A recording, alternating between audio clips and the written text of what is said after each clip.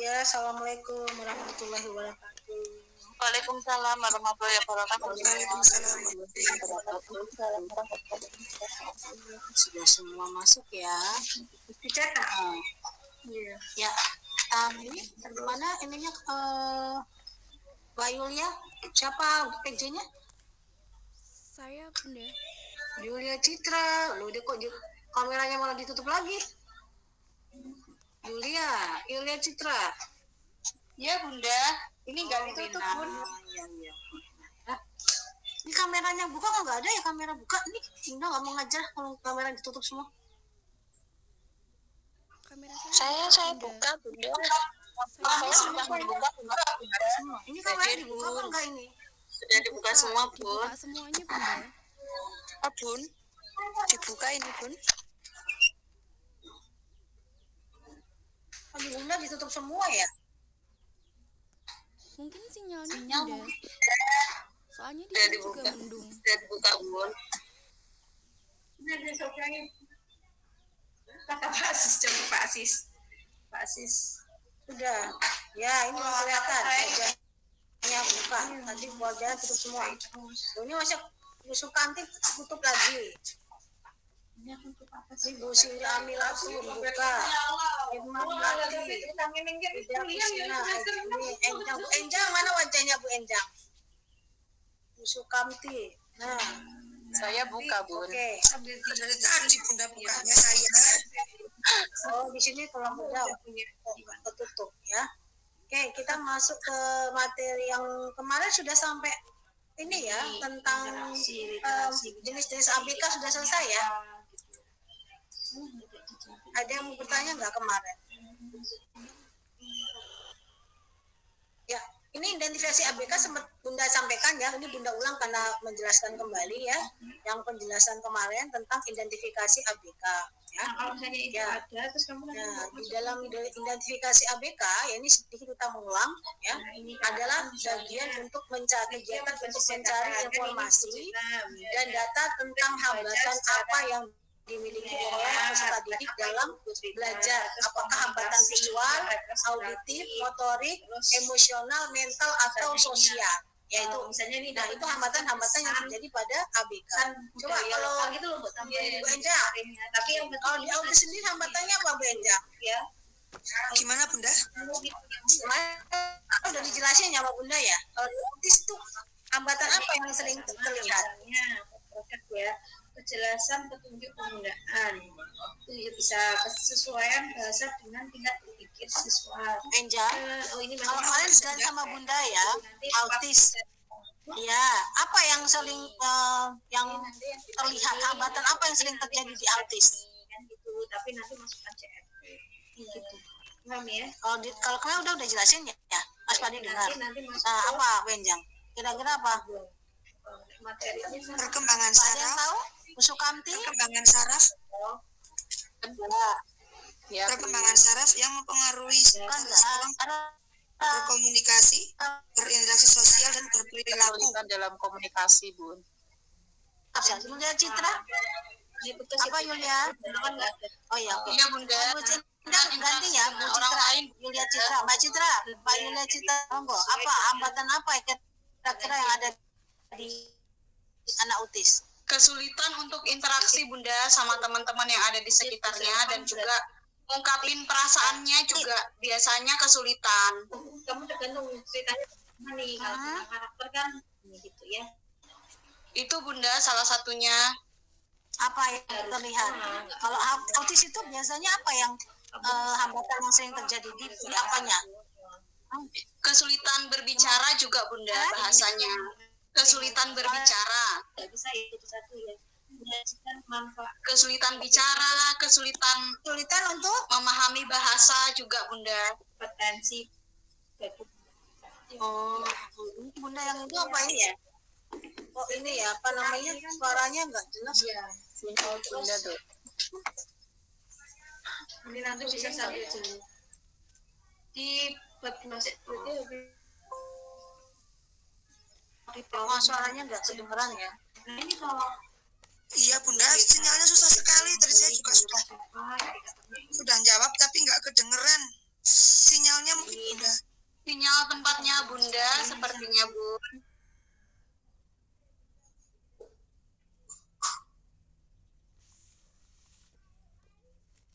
Ini nanti masuk ke Apa coba? Di hambatan apa Yulia? ini pakainya apa? Mana berarti pakainya Kesulitan interaksi Bunda sama orang-orang yang ada di sekitarnya. Oke, di sini Paham bicara. paham bicara. Berarti apa masuk apa tuh bicara? Berarti sulit komunikasi atau berarti interaksi, komunikasi. Satu lagi apa? Ada 3. Satu lagi apa? Sosial emosional. Hambatannya ya interaksi, kemudian komunikasi sosial, interaksi sosial kan termasuk komunikasi. Satu lagi apa? Sosial, komunikasi, interaksi Bunda. Ada lagi yang ini ya Perilakunya. perilaku juga termasuk ya, perilaku termasuk masalah yang sering dihadapi oleh anak autis ya. Berarti ada masalah-masalah yang berkaitan sama hambatan yang terjadi pada anak ABK. Nah, identifikasi ini merupakan proses untuk menemukan adanya gejala yang berujung pada dugaan. Ya, dengan adanya informasi tentang hambatan, maka informasi tersebut akan digunakan untuk mengadakan layanan sesuai dengan kebutuhan khusus dan dari individu ini. Jadi kalau kita sudah mengidentifikasi, kemudian kita akan menemukan adanya gejala yang berujung pada dugaan ini. Nah, dugaan ini akan kita dianalisis ya datanya, dugaan tersebut, sehingga kita bisa memberikan pelayanan sesuai atau layanan sesuai dengan kebutuhan dari individu tersebut ya, anak tersebut. Nah, di sini ya secara khusus tujuan identifikasi ini agar guru atau pendidik dapat menjelaskan pengertian identifikasi, tujuan identifikasi, materi identifikasi, metode dan juga teknik identifikasi. Nah, contohnya misalnya instrumen identifikasi, misalnya beberapa jenis ABK yang kita punya instrumen.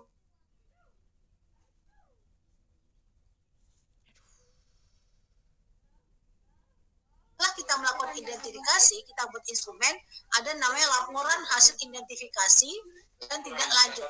Dia nanti ya, misalnya tujuan mengklasifikasikan peserta didik itu digunakan untuk kepentingan layanan pembelajaran, ya, bukan untuk memisahkan anak dari anak lain atau peserta didik lain. Nah, dengan demikian klasifikasi peserta didik yang berkebutuhan khusus memperoleh layanan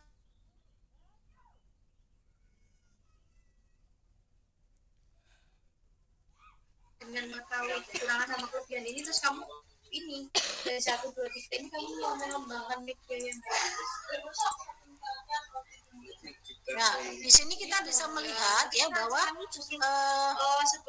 tujuan mengklasifikasikan peserta didik ini kan bukan artinya di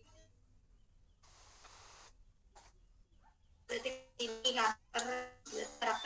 bentar dulu ya, jam 2 ya, Bunda lagi ngajar dulu jam 2 lebih ya, ada tulis ya oke. Terus Nah, tujuan tadi adalah bukan untuk memisahkan anak yang kelainan dengan anak yang normal, tapi kita memang untuk memberikan layanan nanti yang tepat untuk si anak ya. Jadi kita melakukan tadi dugaan atau identifikasi. Nah, dugaan itu metode dan tekniknya ya, kita lihat pertama adalah cara mengidentifikasikan anak ABK itu adalah dengan membandingkan gejala yang tampak dengan ciri-ciri yang dimiliki oleh anak pada umumnya. Beberapa teknik yang digunakan dalam melakukan identifikasi itu pertama adalah observasi. Kenapa observasi ya? Observasi ya, pengamatan itu adalah mengamati dengan cermat tentang kebiasaan anak ya. Apa yang dilakukan anak, misalnya di sekolah kita bisa melihat apakah anak tersebut misalnya sedang apa, bagaimana, kemudian bagaimana dia selama di kegiatan di kelas misalnya, kemudian kebiasaan-kebiasaan yang biasa dilakukan. Adakah kebiasaan atau perilaku yang menurut kita itu memang tidak wajar atau misalnya tidak normal, tidak sesuai dengan anak ABK. Nah, observasi itu dapat dilakukan melalui non partisipatif ya, untuk mengetahui penyebab perilaku yang dimunculkan individu tadi, maka kita melakukan observasi ya. Nah, observasi itu memang dilakukan pada saat misalnya kita di kelas ya, atau di dalam kelas pada saat anak itu berada di kelas kita bisa melakukan observasi. Dan beberapa kegiatan misalnya kegiatan main, kegiatan dia berinteraksi, kegiatan dia yang lain, itu kita belum melakukan observasi. Kemudian adalah wawancara ya, toh wawancara itu dilakukan untuk menguatkan dugaan bisa disimpan suaranya terus mencari indikator yang ini besok dia sudah lagi soalnya dia mau ngajar lagi ya. Ini umum nanti ada temennya langsung ya besok kesini lagi ya mas sebelum jam 9.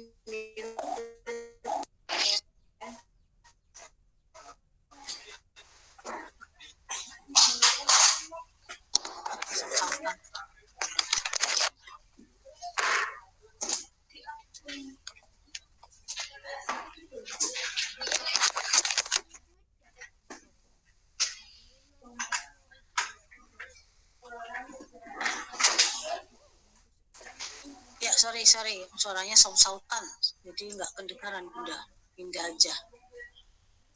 Ya, kedua adalah wawancara, ya. Wawancara ini dilakukan untuk menguatkan dugaan dari data yang diperoleh melalui observasi dan observasi baru wawancara, ya.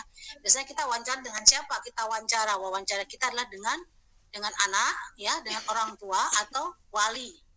Ya, wali ini adalah misalnya yang biasa mungkin mengantar anak atau kalau orang tuanya kita nggak bisa temukan, mungkin walinya atau siapa saja yang memang dekat sama anak. Itu adalah komponen penting dalam asesmen. Nah, wawancara ini membantu dalam memahami perspektif dan pengalaman anak serta memberikan kesempatan pada orang tua untuk berbagi informasi tentang anak mereka.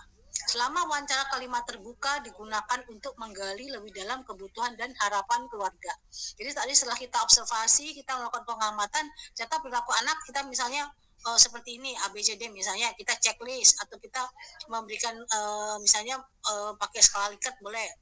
Nah, setelah kita melakukan pengamatan tersebut, kita kemudian menguatkan dugaan kita, itu kita bisa melakukan wawancara.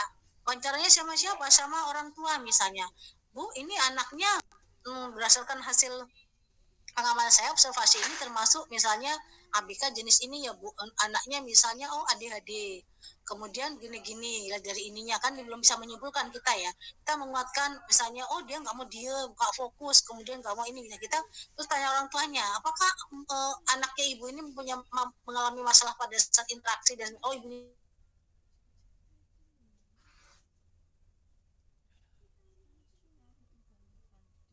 gitu. Nah, itu kan kita menguatkan berarti memang anaknya punya masalah pada dan sebagainya.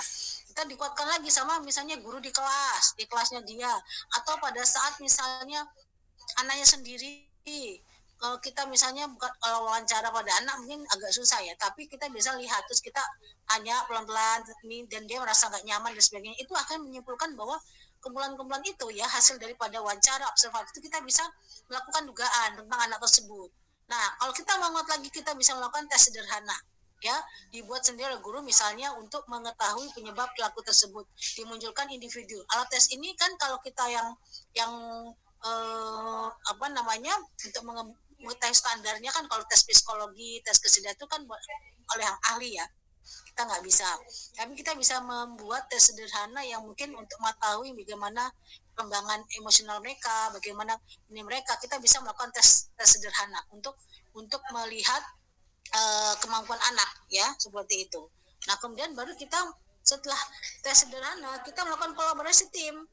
Kolaborasi tim itu adalah pada kasus anak ABK seringkali diperlukan kolaborasi antara berbagai profesional seperti tadi guru, psikolog, ataupun terapis, dan lainnya. Tim ini bekerja sama untuk mengumpulkan dan menganalisis data serta merumuskan rekomendasi untuk anak tersebut. Jadi kita mengumpulkan data dari psikolog, terapis, ya, orang tua, guru, dan sebagainya, itu kan berkolaborasi. Sehingga kita mendapatkan mungkin dugaan yang tepat, ya, ataupun kesimpulan dari sini. Kita bekerja sama dengan tim tadi untuk menganalisis data tersebut, merumuskan rekomendasi itu untuk anak itu tersebut mau seperti apa, layanannya mau seperti apa, ya. Nah, itulah kemudian kita melakukan analisis data. Data yang dari berbagai sumber itu dianalisis dengan cermat untuk mengidentifikasikan kebutuhan khusus anak dan merancang program pendidikan yang sesuai. Jadi kalau kita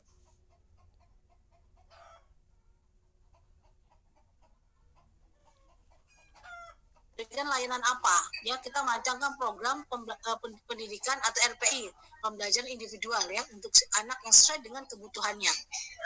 Itu baru kita analisis data. Yang terakhir adalah rencana pendidikan individual yang nomor 6, ya. RP ini didasarkan asesmen tadi dari profesional pendidikan, terus dapat merancang rencana pendidikan individual. Jadi hasil asesmen dari profesional bisa pembelajaran individual.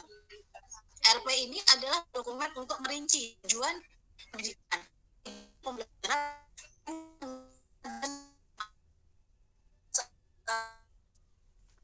ada, kita kerjasama dengan tim profesional, kita merancang rencana pembelajaran individual. Kalau anaknya misalnya punya masalah pada motorik, ya, kita melakukan kegiatan apa ini di kelas nih supaya motoriknya bisa meningkat. Ya, kita buat kegiatan misalnya. Kalau kita mau mengadakan meningkat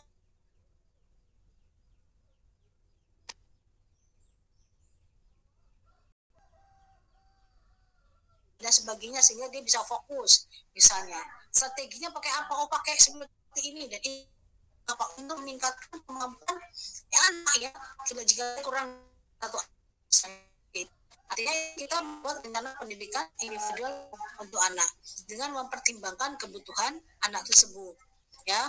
Nah, yang kedelapan adalah mengimplementasikan dan pemantauan. Jadi RP yang tadi disusun dapat diterapkan dalam lingkungan pendidikan anak khusus tadi, ya. Guru dan tim pendukung terus memantau perkembangan anak secara teratur. Ini memantau apakah yang kita buat itu, ya, layanan itu sudah sesuai dengan kebutuhan anak apa belum, ya, ataukah kita mau rubah, ataukah kita mau evaluasi.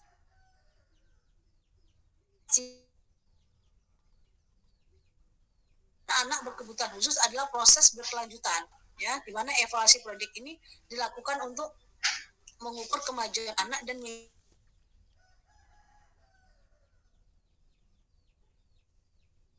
ada evaluasi periodik, ya, dilakukan.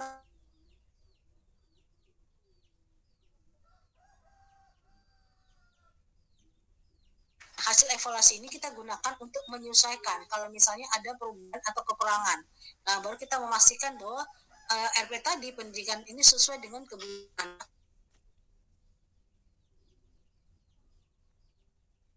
dan kebutuhan anak tadi. Nah, ini prosedur penyusunan ABK, ya. Prosedur penyusunan ABK itu ada identifikasi awal, ya, kemudian kita lihat pengumpulan informasi tadi, ya, berarti termasuk observasi, ya. Jadi pengumpulan identifikasi awal, terus pengumpulan informasi, baru kita kolaborasi tim, baru kita menggunakan alat asesmen. Kita buat alat asesmen ini boleh kita buat sendiri atau yang sudah baku. Baru kita melakukan wawancara dengan orang tua, dengan guru, dengan siswa, ya, atau lingkungan sekitar anak, ya, yang memang berkepentingan di sini. Lalu kita melakukan analisis data dari wawancara itu, dari tadi kita melakukan analisis data. Rencana pendidikan individual atau RPI tadi, ya, mengimplementasikan dan memantau RPI tersebut, baru kita melakukan versi periode, ya. Itu yang adalah prosedur penyusunan asesmen ABK, ya, baru kita bisa tahu bahwa itu seperti itu. Nah, kalau kita lihat di sini, ya, teman-teman, ya, ini Bunda tunjukkan dulu contohnya, ya. Ini tahun lalu, ya, yang teman-teman ngerjain seperti ini. Nanti minggu depan kita UTS, ya.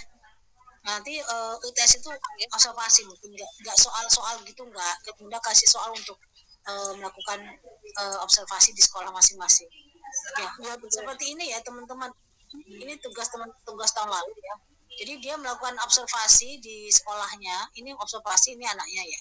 Tapi nanti kita ada yang berupa laporan, dan kalau di project nanti sampai laporan. Kalau di UTS kita nggak sampai laporan, baru hanya sebatas melakukan asesmen dan melakukan analisis data ya.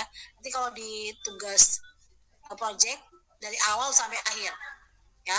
Nah di sini dilihat ini anaknya siapa, lahirnya berapa, kemudian dia baru sebatas melakukan asesmen, yaitu membuat atau mengobservasi identifikasi awal, kemudian membuat ini ya, ini asesmennya berbaku ya.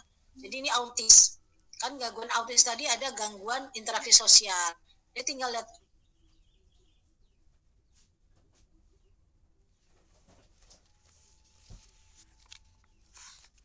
tidak ada ya, tidak bisa bermain dengan teman sebaya, ada nggak? Ya nggak bisa bermain. Di sini ada dugaannya karena sering mengganggu teman saat bermain, jadi temannya pada pergi. Tidak ada interaksi sosial ya, kemungkinan sering karena temannya sering diganggu. Tidak bisa mengendalikan emosi ya, muncul sering marah dan teriak-teriak sendiri. Tidak peduli terhadap orang lain, misalnya muncul tidak ada kepedulian pada teman. Adanya gangguan komunikasi tadi, misalnya bicara, bahasa, komunikasi itu tidak ada. Terlambatan bicara enggak, dia biasa aja. Kemudian karena tidak terlalu pendek dan besar. Tidak ada usaha berkomunikasi dengan orang lain, betul, muncul. Anak masih asik dengan dunianya sendiri. Sering mengeluarkan kata-kata tidak bermakna, misalnya ya, sering sekali. Bahasanya aneh, ya, sering kali terjadi. Tidak dapat dengan kelompok, ya, karena anak sering mengganggu temannya main kelompok. Kemudian adanya gangguan perilaku, mempertahankan satu minat, ya, sering merebut permainan orang, sayang pada senang pada rutinitas, ya, seperti itu. Nah kemudian gerakan motorik dan sebagainya, tantrum, ya, terus sering nyakiti, nggak ada, cuma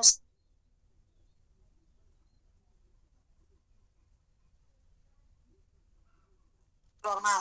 Kalau bermain cenderung individu, ya ada, misalnya seperti ini. Ini hasil teman-temannya ya yang semester lalu. Nah ini kemudian diidentifikasi setelah ini dari wawancara, ini belum wawancara ya, di sini ada wawancara nih, hasil asesmen di lembaga TK, ini hasil wawancaranya dengan orang tua, dengan wali, ya katanya misalnya Ira itu nama anaknya ya tergolong dalam gejala khusus berupa autis dengan gejala muda dan sebagainya.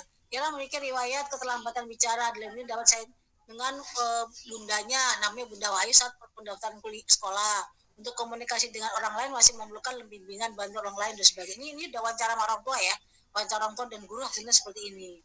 Nah baru ada dampaknya dari ini dianalisis, ternyata dia punya aspek agama moral, berdoa sudah bisa tapi belum jelas tangannya saat berdoa.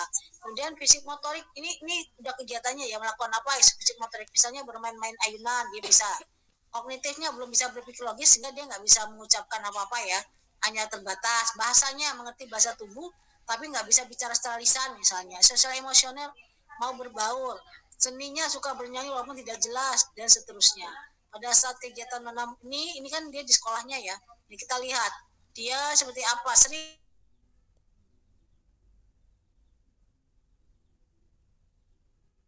guru ya itu yang sudah dilakukan di sekolah. Nah baru ini riset jurnal. Ini kalau sampai sini nanti di project ya, kalau ini enggak, nanti di UTS nggak sampai sini. UTS ini kan laporannya, kita sudah sampai di dalam seperti ini. Nah instrumen yang di sini ini bisa yang sudah baku atau yang memang kita buat sendiri. Dari mana instrumen ini dibuat, yaitu dibuat berdasarkan kita punya teori adalah tentang gejala-gejala atau diagnosis yang dimiliki oleh anak.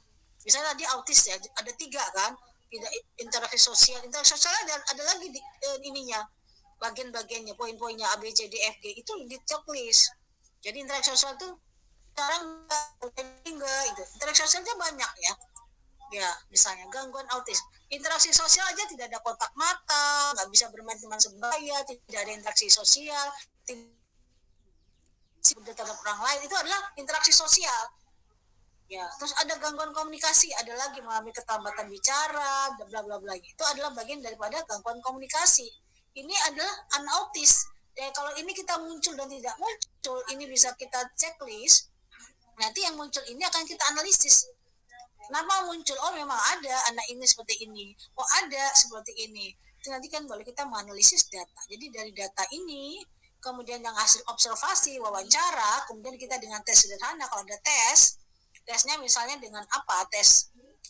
Mungkin kita buat tes sederhana ya. Nah hasil itu bisa langsung kita analisis datanya.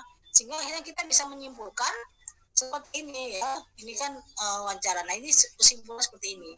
Sehingga ini didukung oleh teori-teori. Ini dapat teorinya siapa? Ini teorinya jurnal-jurnal ya, bahwa anak autis memang bla bla bla bla. Nah seperti ini. Jadi kalau yang di sebelum UTS ini kita tidak sampai ke layanannya, tapi lebih kepada sampai asesmennya, sampai wawancara dan ini ya, wawancara, kemudian tes sederhana kalau memang ada, dan juga asesmen ya, asesmen awal atau observasi. Itu ya, sampai ini besok ujiannya sampai situ. Jadi tidak perlu yang, tapi memang kita harus mencari anak-anak yang berkebutuhan khusus di tempat kita masing-masing. Kita foto kayak gini, kemudian kita ya izin sama orang tuanya ya kalau boleh. Kemudian wawancara sama orang tua, kemudian wawancara sama guru dan sebagainya. Kemudian kita menganalisis data tersebut. Itu yang untuk ujian yang UTS besok. Tuh. Ya, itu ya untuk contohnya. Ya, kemudian ini juga udah perlihatkan ya, ini ada hasil kemarin ada mahasiswa S2 PAUD ya yang kemudian punya sekolah ya, punya ini sebenarnya Pak Agung. Ini punya sekolah dan dia bicara tentang penelitiannya tentang anak autis ya dengan ini ya, pemanfaatan media relia dengan program pembelajaran individual pada aspek keterampilan sosial anak autis ini penyandang ASD di Universitas pada Flight Semarang. Ini adalah penelitiannya, Bunda, kemudian penguji satunya ya di S2. Nah di sini dia mengenai autis tadi ya, Bunda lihat penelitiannya. Jadi kan ada dia lihat apa ciri-cirinya, tanda-tandanya autis itu seperti apa, kemudian ada klasifikasi ASD tadi level 1, level 2, level 3 ya. Kita nggak sampai sini, cuma Bunda memperlihatkan saja ya. Nah ini deteksi dininya seperti apa. Nah ini yang dinamakan kompetensi keterampilan sosial ini yang harus kita tahu, karena ini adalah instrumen yang akan kita gunakan. Nah, kita mau ngebahas tentang interaksi sosial misalnya. Instrumennya apa saja sih interaksi sosial? Ada kerjasama, ada aserasi, ada tanggung jawab, ada empati, ada kontrol diri. Itu adalah keterampilan sosial atau kompetensi yang harus dipunyai oleh anak ASD, anak autis. Nah, ini yang kita masukkan ke dalam anak asesmen. Ya, kalau kita mau buat dari awal ya. Tapi teman-teman, Bunda kira kalau buat asesmen itu di sekarang apa bisa teman-teman langsung cepat, Bunda, kalau jadi pembimbing tesis aja buat asesmen mahasiswa itu biasanya Bunda bisa 5-6 kali baru mereka bisa mampu ya. Kalau Bunda suruh teman-teman suruh buat dari awal mungkin agak berat, tapi nanti akan kita bantu pelan-pelan. Bunda bantu pelan-pelan. Kalau buat sendiri mungkin agak lumayan ya, karena memang butuh belajar kalau seperti ini ya. Kemudian itu ya, ini adalah kompetensinya. Ada kompetensi ini yang kita mau nanti bikin checklistnya ya, bikin instrumennya ya. Misalnya kerjasama, oh dia bisa nggak mendengarkan orang lain bicara, mau nggak dia minta izin kalau keluar, menghindari perilaku yang menimbulkan apakah dia punya perilaku yang menimbulkan masalah, kemudian apakah dia bisa menunjukkan kepedulian terhadap temannya anak autis. Itu termasuk kompetensi sosial. Nah itu kita bisa masukkan ke dalam penilaian kita pada anak autis dengan membuat instrumennya. Tapi kalau yang nah ini kan dia menggunakan media realia ya, bahwa ini adalah PPI-nya, RPI-nya adalah menggunakan media realia. Jadi di sini mahasiswa ini ya menggunakan media realia untuk memberikan layanan kepada siswa yang punya masalah keterampilan sosial. Ya, tadi kan keterampilan sosialnya autis bla bla bla ya, nggak bisa ABC. Ini dia kalau kita lihat di sini latar belakangnya, kenapa dia mengambil anak autis? Karena anak autis itu misalnya perkembangannya terganggu. Ya, guru harus memahami, memperhatikan bagaimana kesesuaian media ini dengan, nah, dia di sini gangguan anak autis ada yang paling banyak adalah gangguan interaksi sosial, tidak bisa bersosialisasi, atau kemampuan anak rendah dalam sosialisasi. Cara yang dilakukan untuk meningkatkan ini adalah tadi ya. Nah, ini masalahnya nggak bisa bersosialisasi, Sehingga guru perlu memberikan media pembelajaran yang bisa membantu meningkatkan sosialisasi anak. Nah, inilah dipakai media realia di sini. Dia pakai media realia tadi untuk autis tersebut. Nah, kalau autis sendiri kan ada autis yang level 1, level 2, ada level 3. Ya toh, level 1 itu membutuhkan bantuan. Nah, kalau yang level 2 membutuhkan bantuan substansial. Kalau yang 3 yaitu yang berat ya, itu membutuhkan bantuan substansial yang sangat tinggi.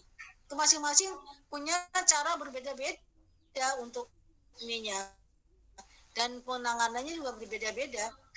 Kalau di level 1 misalnya sulit untuk mulai interaksi sosial, masalah merencanakan, mengatur, dapat menghambat kemandirian. Kalau di level 3, dia kekurangan yang sangat parah dalam kemampuan interaksi sosial ada di level 3. Dia tidak sama sekali bisa berinteraksi, sulit sekali, sulit masih mengubah tindakan atau fokus dengan baik. Itu adalah masalah di ASD yang tipe 3 atau level 3. Nah, ini ya.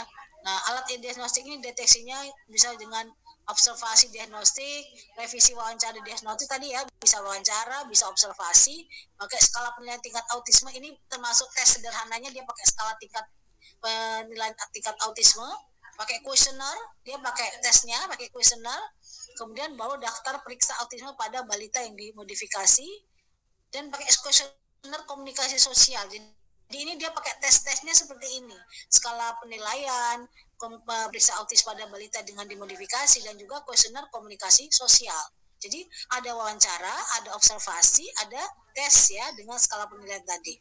Ini dilakukan oleh guru tersebut untuk melihat membuat asesmen diagnostik tadi. Nah, ini tadi ya potensinya, kemudian media realianya. Nah, PPI tadi ya kita nanti belum bahas PPI ya. Ya, program PPI itu sebenarnya kan upaya untuk mengembangkan kemampuan anak untuk berkebutuhan khusus yang bersifat heterogen tadi, baik dalam hal jenis maupun kemampuannya. Kita membutuhkan PPI tadi ya. Nah, mungkin anak yang berkebutuhan khusus dapat terlayani secara optimal, kita menggunakan PPI ya. Kemudian nah, ini dia observasi wawancara. Nah, ini personal asesmennya, dia akhirnya buat asesmen seperti ini dari tadi yang ada di kompetensi tadi, dia terjemahkan ke asesmen sini, asesmen untuk anak autis. Misalnya pergaulan dengan orang lain, dia pakai skala Likert ya, pakai 1, 2, 3, 4. Oh, normal misalnya. Oh, terus peniruan ada nggak? Oh, tidak, dia termasuk autisnya ringan. Tanggapan emosi, oh masuknya 2. Koordinasi ini masuknya 3, dan seterusnya. Ini adalah asesmen yang dibuat dengan menggunakan skala Likert ya, pakai 1, 2, 3, 4. Nah, subskalanya pedanya pakai ini, karena ini adalah penilaian untuk anak autisme ya, untuk autisme dengan ukur akcar sini ya, asesmen seperti ini. Nah, pelaksanaannya setelah dapatkan validasi datanya, kita identifikasi, menentukan tujuan pembelajaran, kemudian kita membuat media. Kan kita sudah tahu, oh kita mau menggunakan media realia ini untuk apa? Untuk masalah tadi ya, keterampilan sosial pada anak autis. Nah, dia melakukan programnya individual dengan memberikan media realia. Ya, media realia itu yang sebagai PPI-nya. Nah, ini baru evaluasinya seperti ini. Nah, ini kan hasilnya. Nah, ya, perkembangan sosialnya kita lihat di sini ada hasilnya, yaitu misalnya kerjasamanya seperti apa.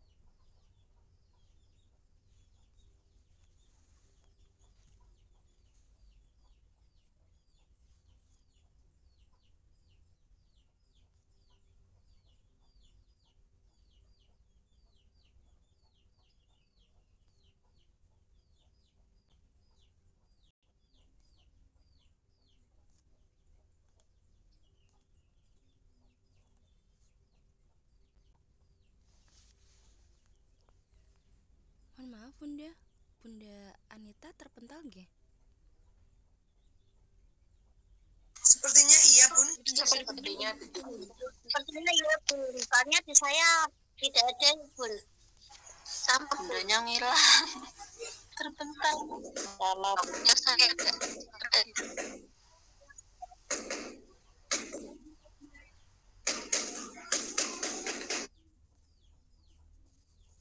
Belum masuk ya?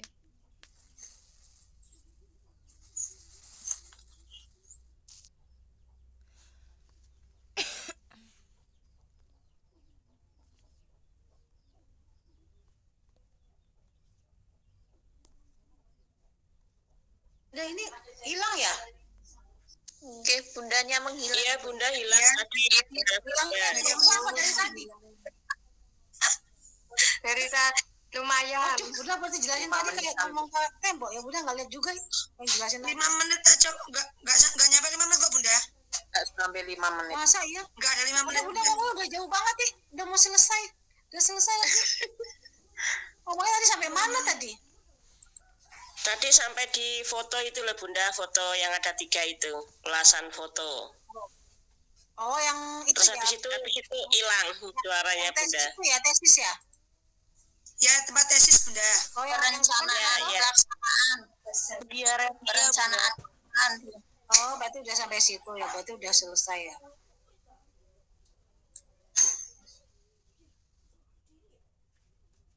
Nanti filenya mohon dikirim saja bunda. Yang ini nggak dikasih, anak kan tadi dijelasin. Nanti file-file yang penting yang tadi aja, yang PPT tadi. Kalau yang gini Bunda nggak kasih, kan Bunda jelasin ini aja. Teman-teman lihat aja, nggak akan dikasih. Tuh. Kalau yang ini dikasih, kalau ini penjelasan ABK dikasih. Kalau yang lain nggak dikasih, ini kan filenya tesis, masa dikasih sama mahasiswa? Ya nggak boleh lah, gitu. Ini contoh saja.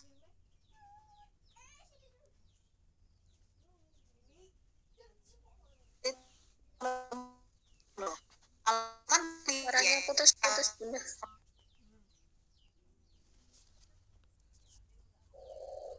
Putus nggak? ini taruh ini coba. Udah ada suaranya, Bun. Sudah. Sudah, sekarang Ya. sudah ada. Tapi presentasinya emang gila. Maksudnya Bunda itu kan ini yang tesis ini nggak akan dikasih, ini kan punya orang yang nggak bisa dikasih.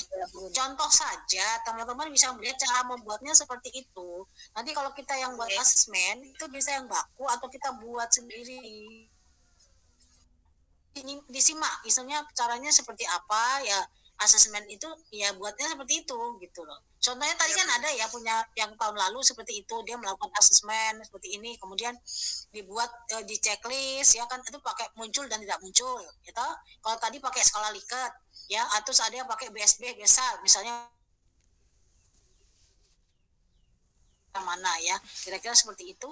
Baru kita menganalisis data tersebut berdasarkan wawancara dan juga observasi, dan dari itu kita menyimpulkan untuk memberikan apa, memberikan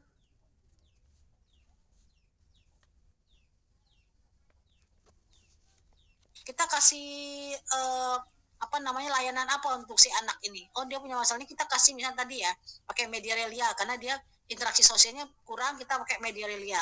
Tapi kalau kita misalnya masalah perilaku, kita mau pakai apa di situ? Nanti di sekolah kan pasti ada ya cara-caranya yang kira-kira kita mau kasih kepada si anak gitu.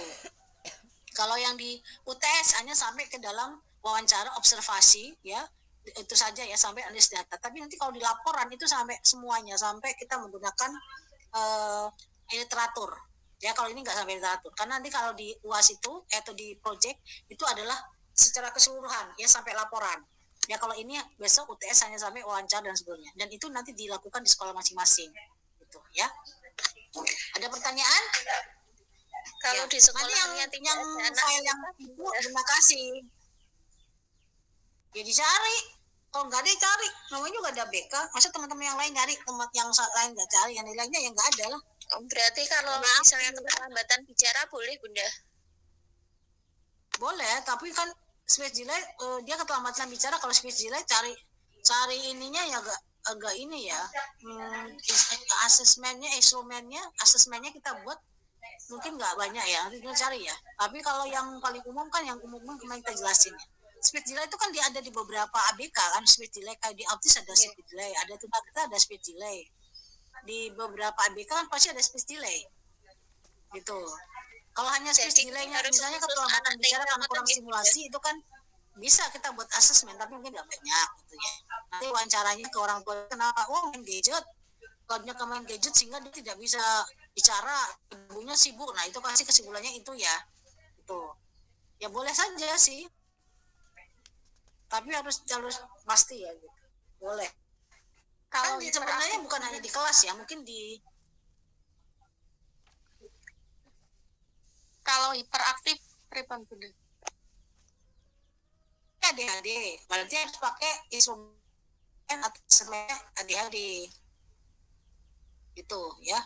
Hiperaktif tuh hiperaktif gimana kan, harus makanya nanti dicek lagi, oh muncul, oh ini, oh berarti jangan-jangan bukan hiperaktif, hanya jangan bukan ADHD, hanya hiperaktif biasa.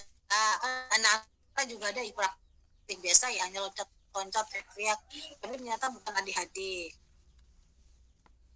Hasil kita ya, oh dia bukan ADHD, dia hanya apa banyak kan pensi karena orang tuanya kan gitu ya. Berarti Bunda nanti UTS-nya Bunda kasih waktu 2 kalau besok minggu depan Senin sampai Senin depan Bunda kasih waktu 1 minggu kalau observasi ya. Iya Bunda. Bunda, mohon bertanya, kalau untuk wawancara itu dilakukan di sekolah apa di rumah Bunda? Wawancara tuh kalau wawancara orang tua kan berarti di rumah ya sama orang tuanya. Kalau orang tuanya gitu. Maksudnya kita wawancara orang tuanya, kalau di sekolah ada orang tua nggak apa-apa sama orang tua di sekolah. Boleh. Tapi di rumah boleh tapi boleh. Ya nyamannya aja, kalau orang tuanya mau ke rumahnya ya boleh. Ya, Bu Susi. Nanti Bunda kasih waktu 1 minggu kok dari ini, karena kan cari anak gitu kan nggak gampang ya. Jadi misalnya minggu depan Senin depan tuh juga libur tuh. Ya. Ya kan? Minggu depan tuh Senin tuh libur karena apa? Nah, tuh tanggal 9 UTS nanti di Senin depannya lagi masih berlaku. Jadi 1 minggu karena mungkin Seninnya kan libur. Tetap dimasukin ke Senin, tapi ketemu Seninnya tetap dikerjain, tapi nggak masuk gitu. Misalnya gitu buat teman-teman supaya bisa cari nih, karena juga mau libur sekolah ya, jadi kan harus waktunya mesti panjang. Itu ya, oke? Nanti kalau project berlaporannya panjang, kalau ini baru sampai situ aja, jadi nggak banyak lah. Itu ada pertanyaan lagi Bu Lilis, Bu Iis? Nanti yang ininya tahapannya Bunda list ya di grup. Bunda share di grup. PPT-nya Bunda share di grup. Nanti kalau misalnya ada asesmen bakunya Bunda share di grup juga. Tapi misalnya kalau teman-teman kan nggak semuanya ada asesmen bakunya Bunda ya. Kalau teman-teman misalnya dapatnya yang ABK jenis apa, ya mungkin bisa cari sendiri. Tapi kalau misalnya Bunda punya autis, punya tunawicara atau punya apa, Bunda share di grup gitu ya. Punya aja. Tapi ya kalau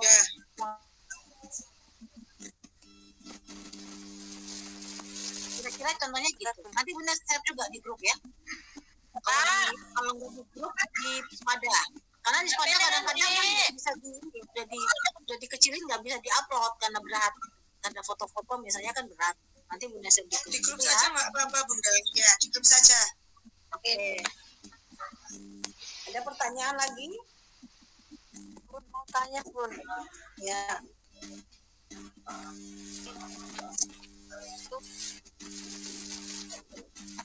Gimana? Itu Bu Iis nggak ada suaranya.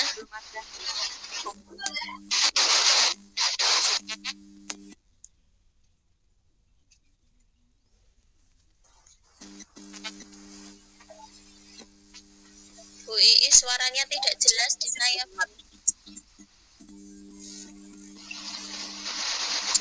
Dari dokternya kan belum ada diagnosis tidak bisa bicara atau gimana, tapi anaknya itu di sekolah nggak pernah berbicara.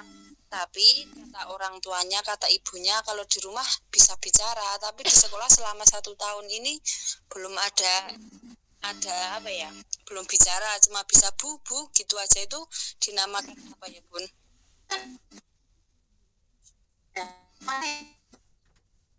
Pernah ke rumahnya ngelihat sendiri di rumah bicara? Coba ibu ini sekali-kali ke rumahnya, kalau ibunya bilang di rumahnya bisa bicara di sekolah itu kan curiga ya, bohong kali ibunya tuh. Tapi ibunya nggak mau dia terapi, sehingga kok. Ya karena di sekolah kan sudah 1 tahun ini nggak bicara, tapi kalau ditanya sama ke ibunya, katanya di rumah itu bisa bicara. Kali-kali Bu Is ke rumahnya kalau mau meneguhkan dia punya masalah itu, Bu Is mungkin ke rumahnya wawancara terus lihat sendiri. Benar nggak? Jangan ibunya bohong ya. Iya. Terus anaknya nggak bisa bicara, kan terus ibunya nutupin. Kan kalau udah setahun kayaknya udah kelamaan ya. Iya kan sudah di kelas A sudah 1 tahun ini. Nah, ya, ibu sekali-kali boleh ke rumahnya, biar ketemu ibunya. Jangan ketemu ibunya, mungkin ibunya nggak ada, saat tiba-tiba gitu udah sidak ya. Nah, terus lihat, nanya sama tetangganya, benar nggak sih anaknya bisa bicara? Nggak bisa bicara, atau bisa bicara? Oke, ya. Makasih Bun. Menubuhkan ini bahwa betul ibu itu bohong, apa yang ini memang anaknya nggak bisa bicara dari awal gitu ya kan? Kasihan kalau anaknya nggak bisa bicara terus ibunya bilang bisa bicara, kan nggak ada penanganan dari ibunya ya untuk membantu anak tersebut. Nanti kalau kelamaan kasihan anaknya tuh.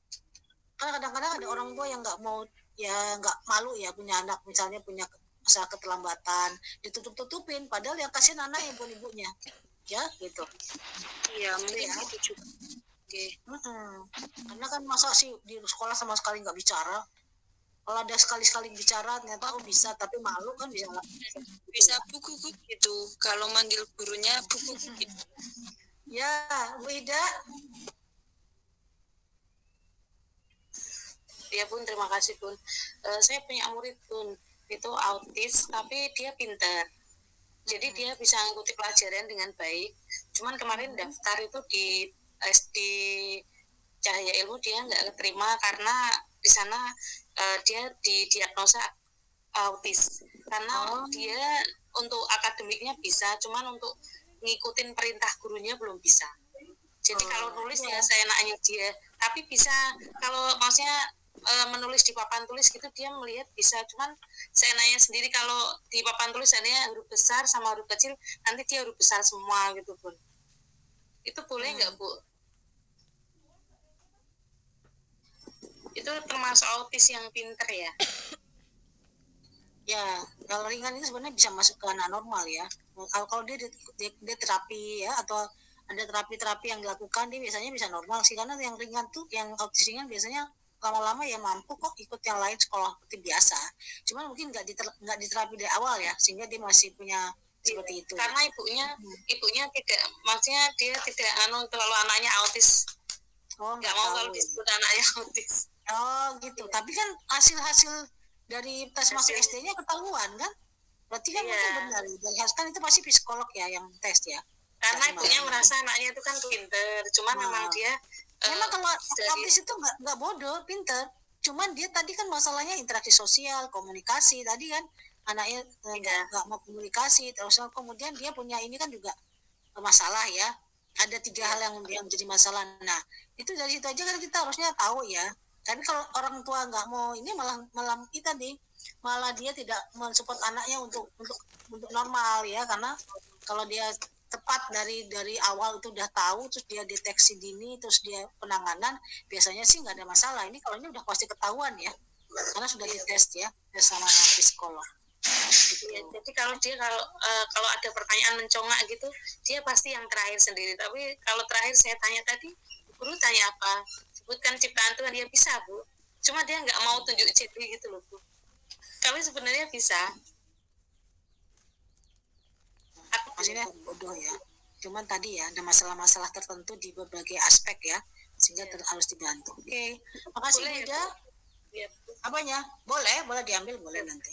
Ya, makasih Bu. Oke, kira-kira sudah ya nih 56 kurang 4 menit, nanti gangguin teman-teman dosen lain ya yang mata kuliahnya barengan ya. Ya Bunda. Terima kasih semuanya. Assalamualaikum warahmatullahi wabarakatuh. Waalaikumsalam warahmatullahi wabarakatuh.